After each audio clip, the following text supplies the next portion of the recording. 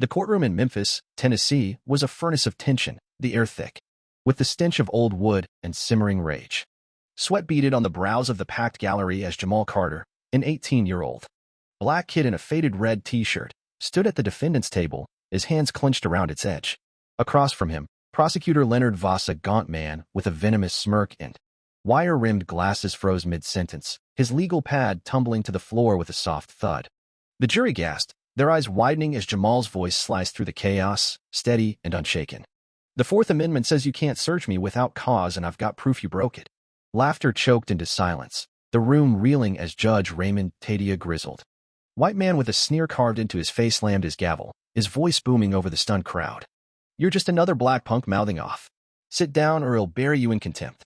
But Jamal didn't budge, his fingers brushing a small, weathered copy of the U.S. Constitution tucked in his pocket, a gift from his father, stolen by the same system, now trying to crush him. Voss sputtered, his face flushing red. "This is ridiculous, Your Honor. He's no scholar." The gallery bailiffs chuckling, spectators snickering fell quiet, their gazes locking on Jamal as he stood taller, a spark igniting in his dark eyes. Moments ago, Tate had sneered down from his bench, calling Jamal a punkus. Voss painted him a thug caught with a bag of weed, resisting arrest, another statistic. The jury had nodded along, their smirks mirroring the judge's disdain. But now? Now they stared, doubt creeping into their faces as Jamal's words hung heavy.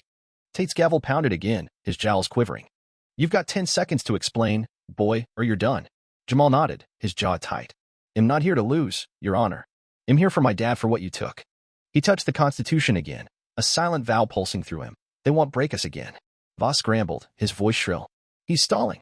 This is a joke." But the jury's eyes shifted, curiosity replacing scorn. A man in the back leaned forward, pen poised. The room tilted, something massive was breaking, and they all felt it. Jamal wasn't just a defendant anymore.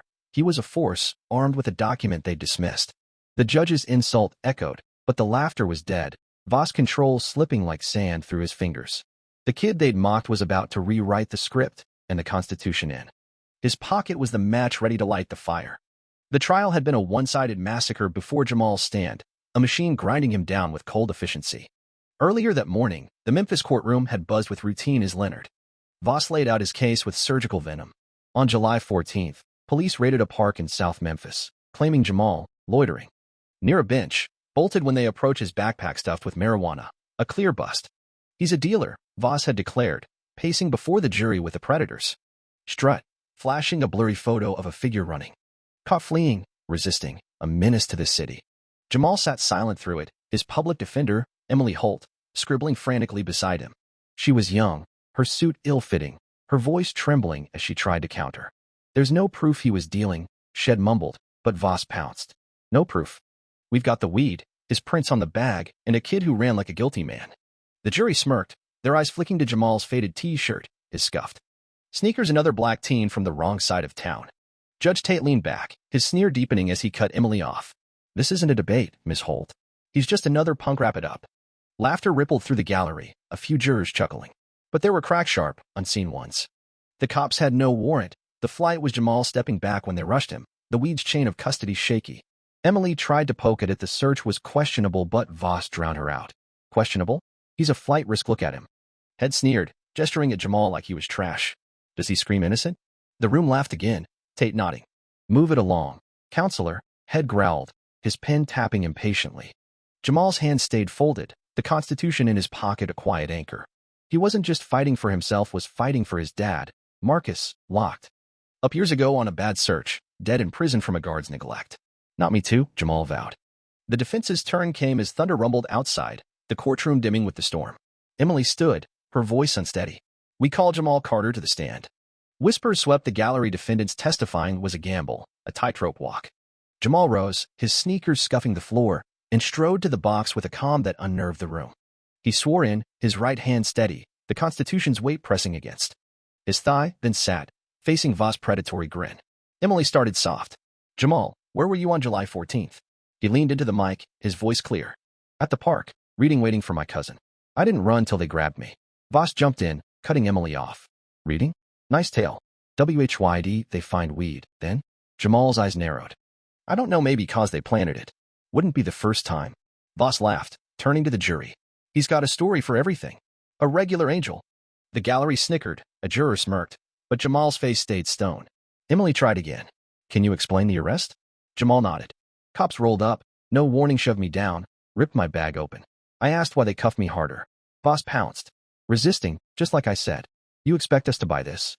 That's when Jamal snapped, not wild, but with a quiet fury that froze the room. The Fourth Amendment says you can't search me without cause, and I've got proof you broke it. Laughter died mid-breath. Voss gaped. Emily blinked. The jury straightened. Judge Tate's gavel crashed. Order. You're just another black punk mouthing off. Prove it or shut up. Jamal didn't waver. I will, Your Honor. This is bigger than mites about my dad. The room reeled, jurors exchanging stunned looks, Voss scrambling for his notes. He's bluffing. The prosecutor shouted, but the tide was turning, and everyone felt it. Jamal touched the Constitution, Marcus' voice in his head. Know your rights, son. He wasn't done up by a mile. Voss tried to rally, his voice pitching high. You're no constitutional expert, kid. Where'd you get that? Jamal leaned forward, his tone icy. From my dada gave me this before they locked him up on a bad search. He pulled the small, weathered Constitution from his pocket, holding it up. Article 4, Section 1 Unreasonable searches violate due process. Where's your warrant? The gallery gasped, jurors leaning in as Voss sputtered. This is irrelevant. Jamal cut him off, quoting again. Fifth Amendment, no deprivation of liberty without due process. Officer Grant had no cause, no paper. The room tilted. Jurors glared at Voss, a woman in the front muttering, no warrant? Tate pounded his gavel, his face reddening. You alleging misconduct? Jamal nodded, pulling a folded paper. Not the twist yet, just a tease. Grant's got 3 reprimands for illegal stops. Same guy who found the weed. The jury buzzed, a man in the back hissing, dirty cop. Voss slammed his table. This is a stunt. He's got nothing. But Jamal kept going, his voice rising. Sixth Amendment, I've got a right to a fair trial, not a setup. They broke every rule in here. The gallery erupted, jurors turning on Voss, their chuckles replaced by outrage. They railroaded him. A man shouted. Tate roared for order, but Jamal pressed on. I learned this from my dad after they killed him with lies like yours. Voss' face twisted. He's making this up. Jamal smirked, touching the Constitution. Check the law, Mr. Voss. I've had years to read since they took him from me. The room was his now, Tate's insult just another punk ringing hollow as the jury's fury grew. The real bomb was still coming, ticking in his pocket, ready to blow the case wide open. The Memphis courtroom crackled with tension, the jury's eyes drilling into. Prosecutor Leonard Voss as Jamal Carter stood in the witness box, his faded red T-shirt a stark contrast to the polished chaos around him. You're leaning on Officer Grant's story, Jamal said, his voice steady as steel, but the Fourth Amendment says no search without probable cause. Where's his proof? Voss gripped his table, his wire-rimmed glasses fogging with sweat, his voice shrill. This is conjecture. He's got no evidence. Jamal held up the weathered Constitution, its edges frayed, and turned to the jury. Grant's got 4 citations for bad stops, same guy who found the weed. The gallery buzzed, a juror in the front row muttering under her breath. Judge Raymond Tate slammed his gavel, his jowls trembling. Substantiate it, punk, or he'll shut you down. Jamal nodded, his fingers brushing the Constitution. Marcus' gift, a lifeline from a father lost to the system. Check the arrest report, he said. Grant says he caught me at 9:15 p.m. with the bag. But the park's cameras show no one running, only me walking away. Voss sputtered. He tampered. Jamal cut him off. No footage, no chase. Grant lied. Jurors exchanged glances, a woman scribbling furiously, a man's jaw tightening. Voss lunged forward. The weed ties him to the crime. Jamal didn't flinch. I was at that park all the time. Prints could be on anything. Fifth Amendment says you can't twist that into guilt without due process. The room reeled, Voss' legal pad slipping as he scrambled. This is absurd, he shouted, but the jury wasn't smirking anymore. They glared, doubt fracturing their trust like glass under a hammer. Jamal stood taller, the Constitution a silent vow. They won't bury me, Dad. The evidence was splintering, and Voss' grip was crumbling fast. Voss' voice pitched higher, desperation clawing through his facade. He's a dealer. Weed. Flight. It's clear. Jamal stepped down from the box, his sneakers thudding softly, and pulled a crumpled receipt from his pocket. Hey, race what you didn't see coming, he said, his voice low but lethal. On July 14th, I was at a barbershop fundraiser raising money to appeal my dad's case. This proves it. He handed it to the bailiff, a receipt, timestamped 9:10 p.m., signed by the shop owner, proving he'd been there. The courtroom erupted. Jurors gasped, Voss' face turned ashen. Judge Tate snatched the receipt, his eyes narrowing as he scanned it. Why wasn't this submitted? He barked. Jamal's gaze hardened. Because I didn't trust a system that killed my dad with a bad search. I kept it closed. Learned that from him. Voss lunged. It's forged. Jamal cut in, his voice rising. Call Mr. Thompson the barber. Check his security cam. I was there when that park got raided. The gallery roared, a juror shouting, he's got proof. Tate ordered the clerk to verify, and the room held its breath as Voss paced, his composure shredded. 15 minutes later, the clerk returned, her voice shaky. Mr. Thompson confirms footage shows him at 9:12, Your Honor.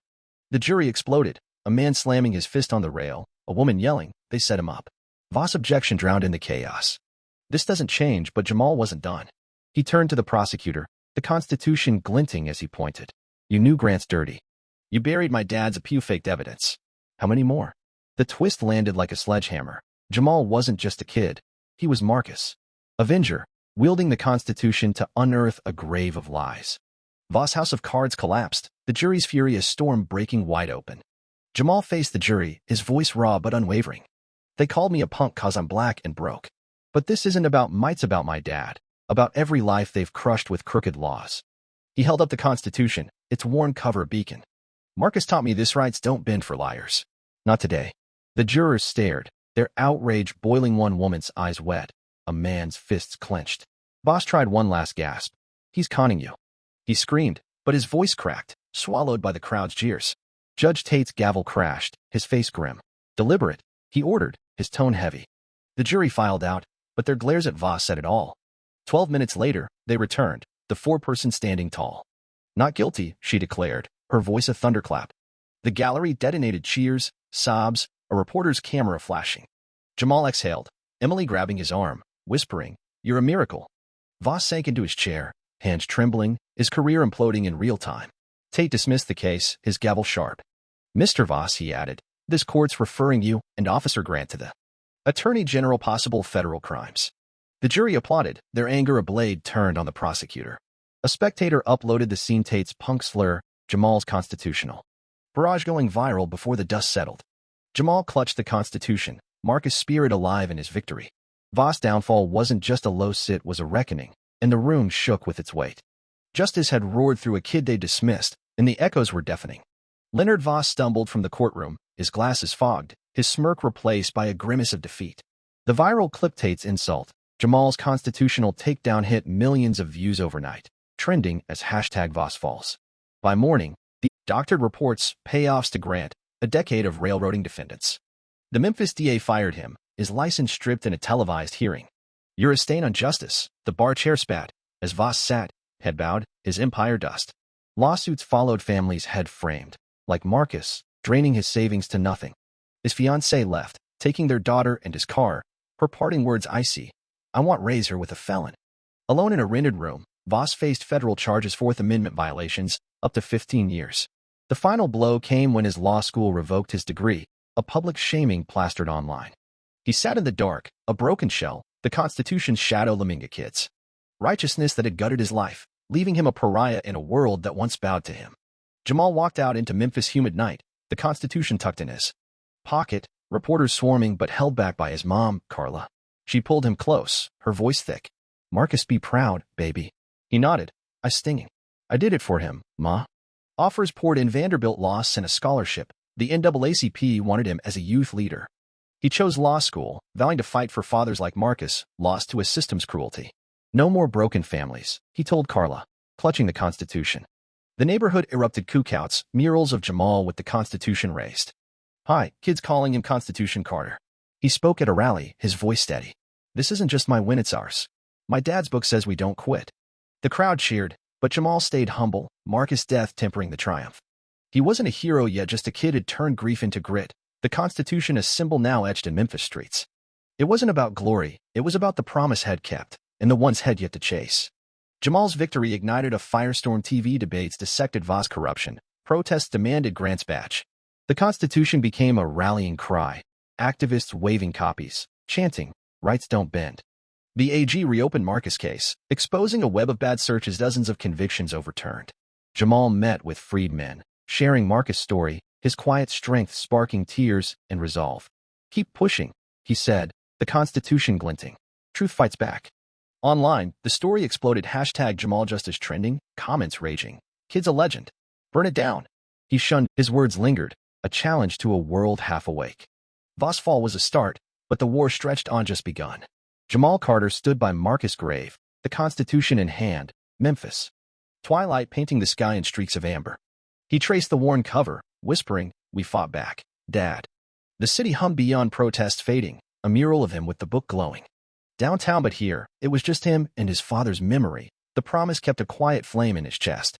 The Constitution wasn't just paper, it was Marcus' voice, Jamal's shield, a symbol now bigger than one trial.